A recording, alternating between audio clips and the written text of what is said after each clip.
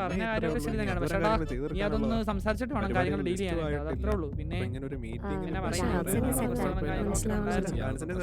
അത് നമുക്ക് ശരിയാക്കാം. അതാ ഞാൻ പറഞ്ഞോണ്ടിരുന്നത്. അതാ നടക്കുന്ന കാര്യമല്ലല്ലോ അത്. അത് നീ ഒന്ന് ശ്രദ്ധിച്ചോണം കേട്ടല്ലോ. എപ്പോഴും സ്ഥിരീകരിക്കട്ടെ. അപ്പോൾ എല്ലാവർക്കും അറിയാവുന്ന പോലെ പെരുന്നാൾ ഇങ്ങെത്തി. കലാസന്ധ്യയുടെ ഡേറ്റ് ഫിക്സ് ആയിട്ടുണ്ട്. നവംബർ 22-ാം തീയതിയാണ് ഇത്തവണ കലാസന്ധ്യ നടക്കുക. സാധാരണ പോലെ ഇത്തവണയും ഡോൺ ബോസ്കോ സൺഡേ സ്കൂളിനെയാണ് കലാസന്ധ്യ ഏൽപ്പിച്ചിരിക്കുക. വളരെ മനോഹരമായിട്ട് നമുക്ക് ചെയ്യേണ്ടതായിട്ടുണ്ട്. വളരെ കുറച്ച് ദിവസങ്ങളേ നമുക്കുള്ളൂ. ഇപ്പോൾ നിങ്ങളെ വിളിച്ചു കൂട്ടി എന്തിനാണെന്ന് വെച്ചാൽ നമുക്ക് വളരെ കുറച്ച് സമയമേ ഉള്ളൂ. അതുകൊണ്ട് നമ്മളെല്ലാവരും ഒത്തൊരുമിച്ച് നിന്ന് ഒരു ഓവറോൾ പ്ലാൻ, എങ്ങനെയാണ് കലാസന്ധ്യ നടക്കുന്നതെന്നുള്ള ഒരു പ്ലാൻ നമ്മൾ തയ്യാറാക്കണം. ബഡ്ജറ്റ് ശ്രദ്ധിക്കണം. ബഡ്ജറ്റിന് മുകളിലേക്ക് പോകാതിരിക്കാനായിട്ട് പ്രത്യേകം ശ്രദ്ധിക്കണം. നമ്മൾ ഒത്തൊരുമിച്ച് നിന്നാൽ മാത്രമേ കാര്യങ്ങൾക്കൊരു നീക്കുപോക്ക് ഉണ്ടാവുകയുള്ളൂ. അപ്പോൾ എങ്ങനെയാ, തുടങ്ങുമല്ലേ?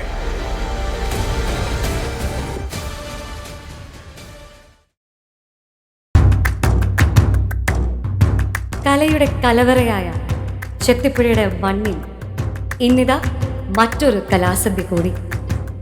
ചെത്തിപ്പുഴ നിവാസികൾ തിരുഹൃദയനാഥനെ നെഞ്ചിലേറ്റി അവരുടെ വിശ്വാസവും സ്നേഹവും പങ്കുവെക്കുന്ന കൃപയുടെ ഈ രാവിൽ ചരിത്രത്തിൻ്റെ ഇടനാഴികളിലൂടെ നമുക്ക് ഒരുമിച്ച് ഒന്ന് നടക്കാം.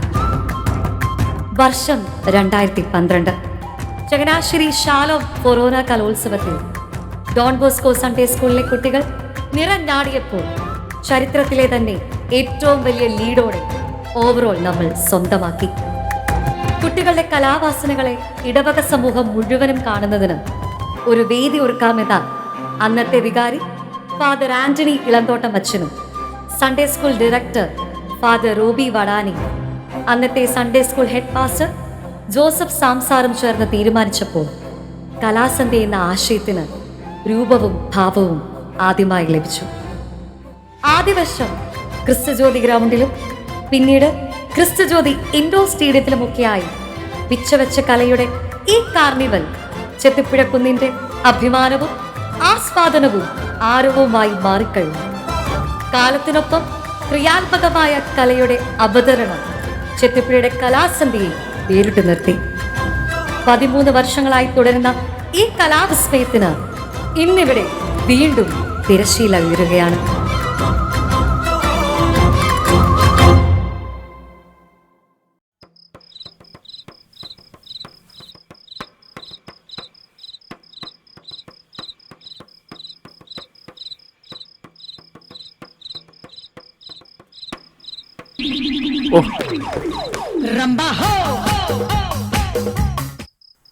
ഹലോ എടാ, ഞാൻ പിന്നെ വിളിക്കാവേ.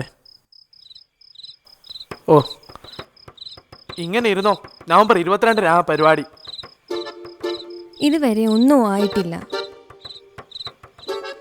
അല്ല, എന്താ പ്ലാൻ? ഇതുവരെ നടക്കുമോ? എവിടെ തുടങ്ങണം, എങ്ങനെ തുടങ്ങണമെന്ന് ഒരു പിടുത്തവും ഇല്ല. ഇതുവരെ എന്തൊക്കെ പരിപാടി ഉണ്ടെന്ന് പോലും ഒരു ഐഡിയ ഇല്ല. യൂത്തിൻ്റെ പരിപാടി, ഒരു ബാൻഡ് വേണമെന്നുണ്ട്, പിള്ളേരുടെ പരിപാടി. നിർത്ത്. ഇങ്ങനെ ഓരോന്ന് പറഞ്ഞോണ്ടിരുന്നോട്ടോ ഒരു കാര്യമില്ല. എന്താ ആദ്യത്തെ പരിപാടി അത് പറ. അതല്ല, അത് വിട്. എന്നാ പിന്നെ ലൈറ്റ് ആൻഡ് സൗണ്ട് ഷോ ആയിരിക്കും. ഓ, അതൊന്നും അല്ല. 10-13 വർഷമായി കലാസന്ധ്യ തുടങ്ങിയിട്ട്. ഇന്നേ വരെ കലാസന്ധ്യക്ക് സ്വന്തമായിട്ട് ഐഡന്റിറ്റി ഉണ്ടോ? അല്ല, മോൻ എന്നാ ഉദ്ദേശിക്കുന്നേ? ഇത്തവണ കലാസന്ധ്യക്ക് നമുക്കൊരു ലോഗോ പിടിച്ചാലോ? ഇതുവല്ല നടക്കൂ?